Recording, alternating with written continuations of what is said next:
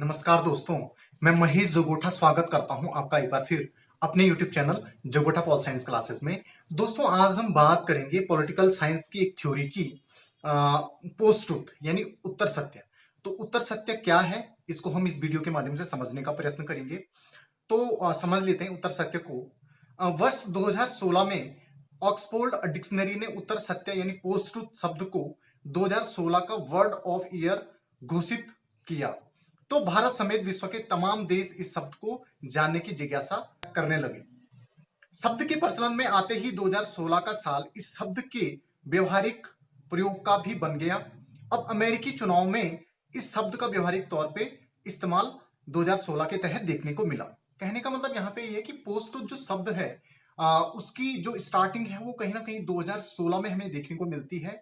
2016 में जब क्या होता है, ऑक्सफोर्ड डिक्शनरी के द्वारा जो उत्तर सत्य है यानी पोस्ट ट्रुथ जो शब्दावली है उसको वर्ड ऑफ द ईयर शब्द के रूप में घोषित कर दिया जाता है। तो जैसे इस शब्द को इस तरीके से ऑक्सफोर्ड डिक्शनरी के द्वारा वर्ड ऑफ द ईयर घोषित किया जाता है, तो विश्व के तमाम देश इस शब्द के अर्थ को जानने के लिए क्या होते हैं, बहुत ज्यादा उत्तेजित होते हैं, जिज्ञासु होते हैं। शब्द के प्रचलन में आते ही 2016 का साल इस शब्द के व्यवहारिक प्रयोग का भी बनता हुआ हमें प्रतीत होता है। कहने का मतलब यह है कि 2016 में जैसे ही शब्द प्रचलन में आता है वैसे ही इस शब्द का व्यवहारिक तौर पे इस्तेमाल हमें देखने को मिलता है, और अमेरिका के चुनाव में कहीं ना कहीं इस शब्द का प्रयोग हमें व्यापक रूप से देखने को मिलता है 2016 के बाद से ही। उसके बाद हम थोड़ा सा इसके अर्थ को समझ लेते हैं कि भाई पोस्ट ट्रुथ यानी उत्तर सत्य जो है वो कंसेप्ट क्या है, किस चीज के बारे में बात करता है। तो इसके अर्थ को हम समझ लेते हैं। तथ्यात्मक तौर पर देखें तो पोस्ट ट्रुथ का अर्थ यह है कि भावनाओं को सत्य से हमेशा अधिक महत्व दो। कहने का मतलब यह है कि पोस्ट ट्रुथ जो शब्दावली है वो उसका अर्थ इस तरीके से हमें बताता है कि जो भावनाएं हैं उन भावनाओं को हमेशा क्या दिया जाना चाहिए, सत्य से ऊपर तवज्जो दे दी जानी चाहिए। यानी सत्य बाद में है, पहले भावनाएं हैं। तो इस तरीके की बात कहीं ना कहीं करता है तुम्हारी पोस्ट ट्रुथ की थ्योरी, जो पॉलिटिकल साइंस में कहीं ना कहीं 2016 के बाद देखने को मिलती है। मतलब अगर एक व्यक्ति अमुक के बारे में सत्य ही क्यों ना बोल रहा हो, परंतु इसकी भावना उसके सत्य से कहीं अधिक महत्व रखती है। जैसे मैं बता चुका हूं कि भाई कहीं ना कहीं भावना सत्य से कहीं ज्यादा ऊपर होती है। इस प्रकार की बात कहीं ना कहीं पोस्ट ट्रुथ के जो मानने वाले विचारक हैं वो कहते हैं। इस प्रकार 2016 में लोगों ने अपनी भावनाओं को सत्य से कहीं अधिक महत्व दिया। कहने का मतलब यह कि जैसे ही कंसेप्ट आया तो उस कंसेप्ट के आते ही 2016 में बहुत सारे लोगों ने सत्य से ऊपर अपनी भावनाओं को रखना स्टार्ट किया।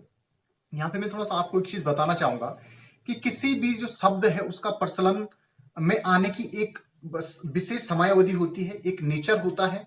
और 21वीं सदी का जो काल है वो कहीं ना कहीं इस शब्द के आगमन को क्या करता है, पुकारता है। जिस कारण कहीं ना कहीं 2016 में जैसे ये शब्द आता है वैसे ही इस शब्द का एकदम से व्यवहारिक तौर पर इस्तेमाल हमें बहुत सारी कंट्रियों में देखने को मिलता है।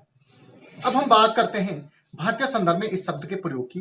तो भारतीय संदर्भ में इस शब्द का प्रयोग किस तरीके से रहा। यदि भारतीय संदर्भ में इस शब्द के प्रयोग को देखें तो भारत सहित पूरी दुनिया में यह शब्द 2008 से 2009 के बाद से ही आकार लेने लगा था, जिसकी औपचारिक शुरुआत 2014 में की गई। कहने का मतलब यह है कि जैसे मैंने बोला कि एक इन्वायरमेंट होता है, एक कहीं ना कहीं एक सतत तरीके से कोई भी चीज आती है, तो वैसे ही अगर भारतीय संदर्भ में पोस्ट ट्रुथ की बात करें तो 2008 और 2009 के आसपास से ही भारतीय राजनीतिक व्यवस्थाओं में या भारतीय समाज में या भारतीय परिवेश में इस शब्द के आगमन की आहट हमें कहीं ना कहीं देखने को मिली। भारत के साथ साथ तमाम ऐसे और देश भी थे जहां पे इस शब्द का आगमन 2008 से 2009 के आसपास हमें देखने को मिलता है। यानी एक आहट कहीं ना कहीं देखने को मिलती है, जबकि इसकी औपचारिक शुरुआत हमें 2016 में ही देखने को मिलती है। इसमें थोड़ा आगे देख लीजिए, भारतीय संदर्भ में इस शब्द के प्रयोग और इसकी पहचान कर इसकी सही रूप से इस्तेमाल करने में भारतीय अग्रणी रहे हैं। जहां 2014 के आम चुनाव में जहां कांग्रेस, जो कि भारत का सबसे पुराना और सबसे बड़ा राजनीतिक दल है, वही परंपरागत राजनीति के आधार पर चुनाव लड़ती दिखी, तो भारतीय जनता पार्टी के राजनेताओं के द्वारा इस शब्द का खुले तौर पर व्यवहारिक प्रयोग किया गया। कहने का मतलब यह कि जब 2014 में जो आम चुनाव हुआ, जैसे मैंने बताया कि 2008 से 2009 के बीच इस शब्द का आगमन भारतीय परिप्रेक्ष्य में देखने को मिला, तो भारतीय परिप्रेक्ष्य में जैसे इस शब्द का आगमन हमें देखने को मिला, तो 2014 के आसपास जब आम चुनाव हुए तो भारतीय राजनेता इतने एडवांस थे कि उन्होंने इस शब्द का व्यवहारिक तौर पे इस्तेमाल किया।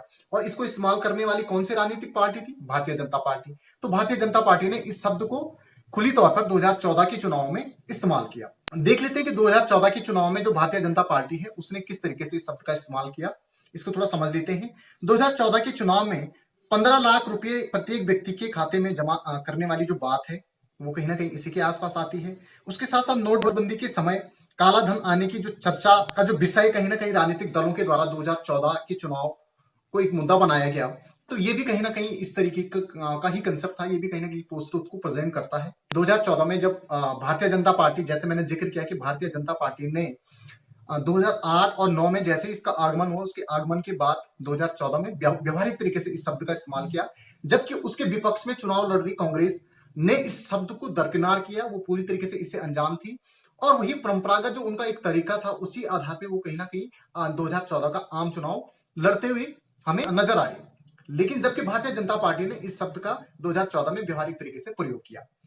किस तरीके से प्रयोग किया ये मैं बता चुका हूं कि जब चुनाव 2014 का लड़ा जा रहा था तो उस समय भारतीय जनता पार्टी ने इस तरीके की तमाम घोषणाएं की जो भावनाओं को उत्तेजित करती हुई प्रतीत होती हैं, जैसे कि 15 लाख सभी लोगों के खाते में आएंगे।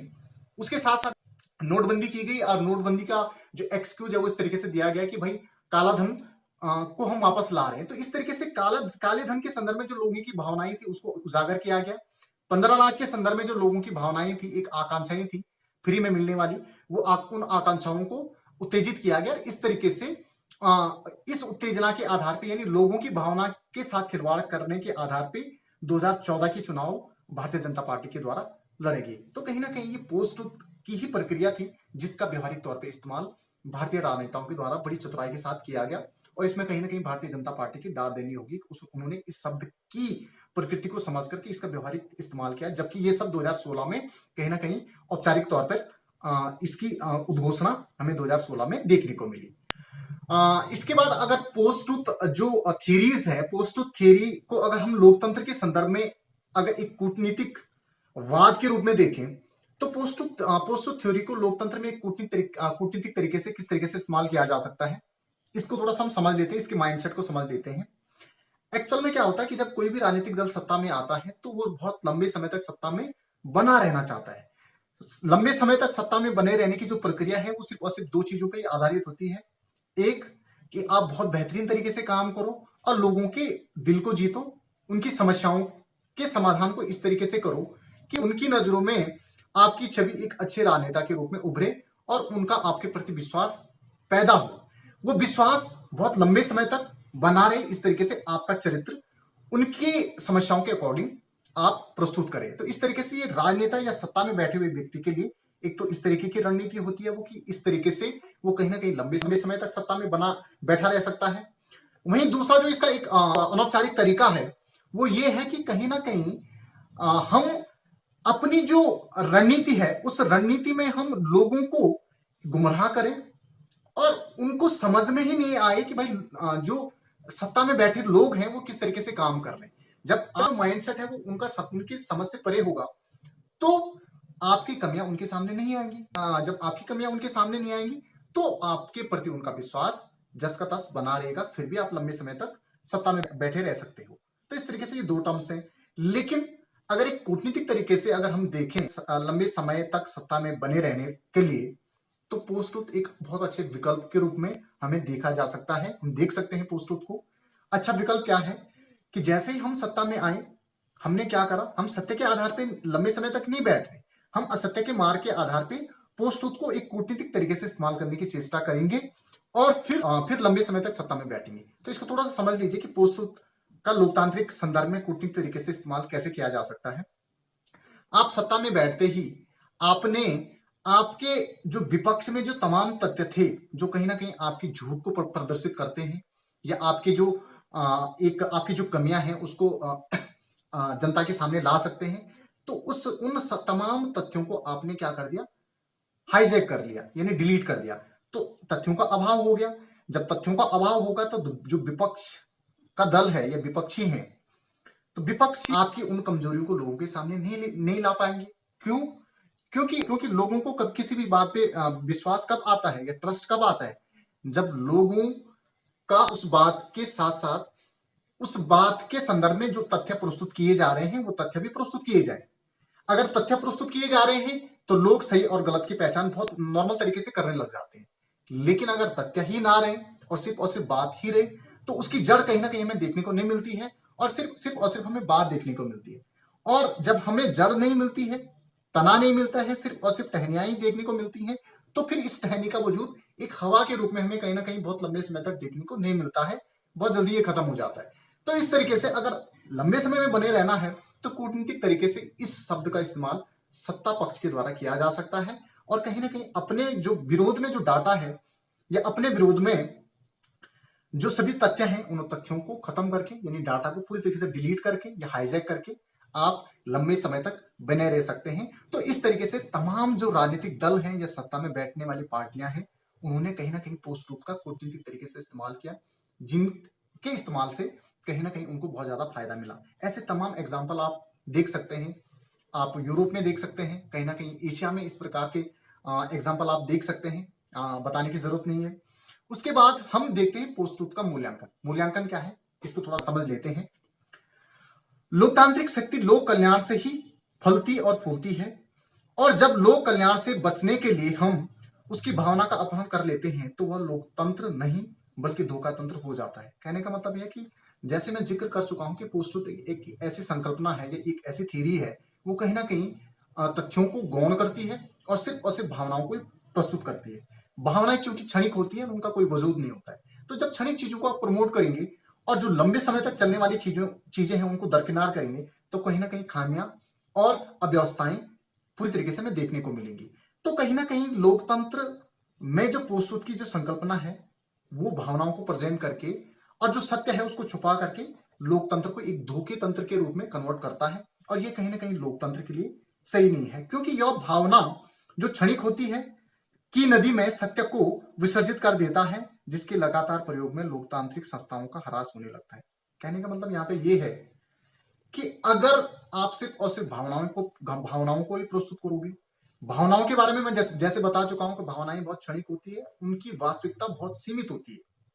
तो इन सीमित चीजों को आप एक प्रोपेगेंडा बना करके अगर प्रस्तुत करना चाहोगे और इसके लगातार प्रयोग से आप सत्य को छुपा करके झूठ को परोसने का एक माध्यम तैयार करोगे तो कहीं ना कहीं लोकतांत्रिक संस्थाओं के लिए बहुत बड़ी विपत्ति की स्थिति पैदा कर लेगा और लोकतांत्रिक संस्थाओं के ह्रास का दौर हमें इसके लगातार प्रयोग करने से हमें देखने को मिल सकता है। तो कहीं ना कहीं पोस्ट ट्रूथ जो संकल्पना है वो कहीं ना कहीं अनेक चीजों में सही हो सकती है, लेकिन लोकतांत्रिक संस्थाओं के लिए ये क्या है पूरी तरीके से विफल है और लगातार इसके प्रयोग करने से लोकतांत्रिक संस्थाएं क्या हो सकती हैं, पूरी तरीके से ह्रासमय हो सकती है, इनका पतन हो सकता है। इस प्रकार उत्तर सत्य एक नकारात्मक प्रवृत्ति है, ना कि किसी जीत के लिए एक उपयुक्त तकनीक। कहने का मतलब यह है कि जैसे मैं इसके मूल्यांकन में बता चुका हूं कि भाई जो इसका जो प्रचलन है वो लोकतांत्रिक संस्थाओं को किस तरीके से संकट में डाल सकता है, तो इस चीज को मैं पहले ही इसके मूल्यांकन में बता चुका हूं। तो इस प्रकार उत्तर सत्य यानी पोस्ट ट्रूथ एक नकारात्मक प्रवृत्ति है, ना कि किसी जीत के लिए एक उपयुक्त तकनीक। इस तरीके से हम कह सकते हैं ये सिर्फ और सिर्फ नकारात्मक प्रवृत्ति है और ये कहीं ना कहीं जीत के लिए एक तकनीक नहीं है बल्कि एक नकारात्मक प्रवृत्ति का संचार करती है जो लोगों को कुछ समय के लिए गुमराह तो कर सकती है, लेकिन मानवीय संवेदनाओं को पूरी तरीके से ये संतुष्ट नहीं कर पाती, जिसका परिणाम आने वाले समय में काफी ज्यादा विकट हो सकता है। तो दोस्तों इस तरीके से हमने पोस्ट ट्रूथ यानी उत्तर सत्य की जो थ्योरी है उसके बारे में चर्चा की। भाई क्या है इंडियन पर्सपेक्टिव में ये किस तरीके से काम करी, किस तरीके से इसका व्यवहारिक प्रयोग भारत में देखने को मिला, साथ ही साथ विश्व के तमाम देशों ने इसका इस्तेमाल किस तरीके से किया और लोकतांत्रिक संस्थाओं के लिए पोस्ट ट्रूथ यानी उत्तर सत्य की जो संकल्पना है वो कितनी लाभदायक है। लोकतांत्रिक संस्थाओं के संदर्भ में हमने इसका मूल्यांकन किया और इसके वजूद को परखने की चीज